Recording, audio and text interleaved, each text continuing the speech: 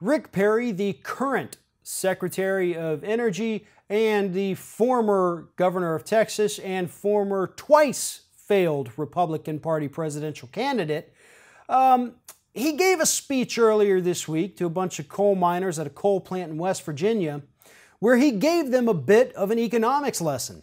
In fact, Perry himself called it an economics lesson. Perry said, supply and demand. You create the supply, and then the demand will follow. Now, I don't know how many people watching this are economics experts, economics professors, or just people who understand what economics is.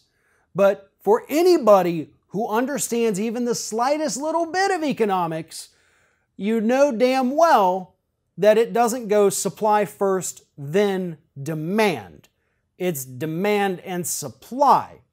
Rick Perry thinks, again, Secretary of Energy for the United States, thinks that if coal companies, coal workers, coal miners, coal plants, if you just produce even more coal, people are going to want it. In reality, and I don't think Rick Perry understands this because he's never been known as a beacon of intellectualism, coal demand across the planet is dropping. That's why coal companies for the last few years have been filing bankruptcy left and right. Nobody wants their product anymore. People are moving on to cheaper forms of energy, cleaner forms of energy, basically any other kind of energy that's not coal. Supply was never the problem. Demand was, Rick. You have to understand that. You can't go tell a bunch of coal workers who are already afraid of losing their job in a dying industry that if you just work a little harder, your industry is going to be just fine. You're lying to them and you're selling them bogus economic points that are not true. What you should have said was that as the Secretary of Energy, here's what I'm going to do. I'm going to come up with a plan that's going to save your job. Not your job in the coal company, but the fact that you have a job. We're going to reinvest in renewable energy infrastructure. And I'm going to get each and every one of you trained to go work in that new industry. You're still going to have a job. You're just going to be doing something different. And we're going to make sure we get you the training you need to do this new job. Get America on a different form of energy. Everybody wins, except the coal company CEOs. And that's the only people that Rick Perry cares about.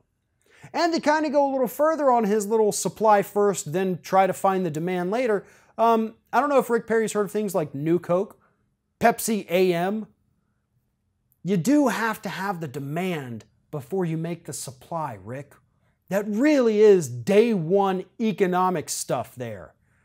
You have to understand that. You can't go out and tell people you're going to give them an economics lesson, which is literally what you said, and then make it up as you go along. If you're not in a position to where you understand the issue, do not try to teach it to other people.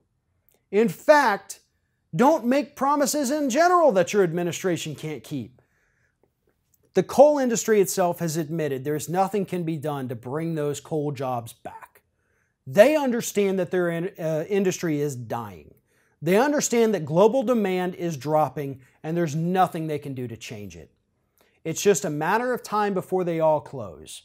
The only thing we can do to soften the blow for these workers is to get them into jobs training programs that the government needs to fund to create renewable energy.